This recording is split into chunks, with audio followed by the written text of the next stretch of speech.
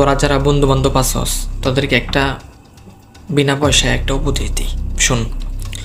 এখন স্বর্ণের বুড়ি তো 2 লাখ 2.5 লাখ টাকা ছুঁচুই অবস্থায়, তোরা তো স্বর্ণ দিয়ে বিয়া করা পারতি, আমি জানি। এখন কথা হইল, তোদের যাদের রিলেশন আছে, এখন তোরা যেমনি হোক রাত 12টার সময় তোর জান বাবুরে ফোন দিবি।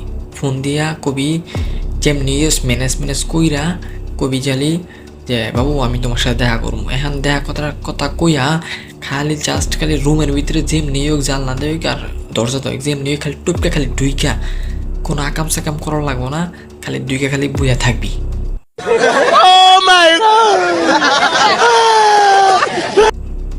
এন্ড কেউ যদি হতিশ পায়, এলাকার মানুষ বা ঘরের কেউ ফ্যামিলির কেউ যদি হতিশ পায় যে তুই ঘরে আসস, একটা যুবতী নারীর ঘরে আসস, তাইলে মনে কর ধগিরা মইরা বিয়ার সিঁদুর দিয়ে দিব।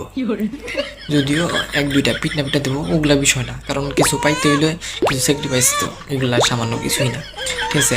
এতে কি হইব, তোর বিয়ার খরচ টপায় গেল, মানে কইমা গেল, আর তার মধ্যে তুই ওর পাইয়াও গেলিয়া, মানে চাকে খাওয়ার কোনো চান্সই নাই গিয়া, ঠিক আছে। এরকম অ্যাডভাইস তো আর দিত না কই, ঠিক আছে। নিজের খাইয়া পরের উপদেশ দিত না কই, যদিও বন্ধু বান্ধব মানুষ দিলাম, তাই ধন্যবাদ দেওয়া লাগবে না। ধন্যবাদ দিয়ে আমার শুধু লজ্জায় ফেলাইস না, ঠিক আছে। এরকম উপদেশ পেতে হইলে বেশি বেশি কমেন্ট করো।